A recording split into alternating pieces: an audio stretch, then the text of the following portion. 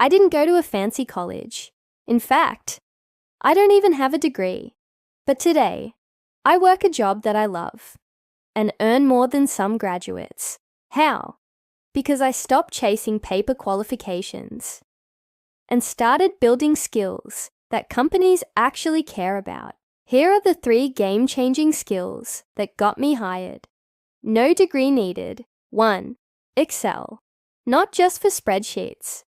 I learned how to clean data, build dashboards, and automate tasks. In almost every job, Excel makes you 5x more valuable. 2. Communication. I practice writing clear emails, presenting ideas, and explaining solutions. If you can't communicate your value, you'll always be overlooked. 3.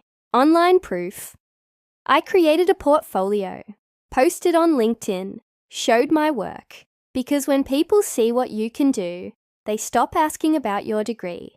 In a world where AI can do the basics, it's not about what you've studied. It's what you can solve. So if you don't have a degree, build these 3 skills and watch doors start to open.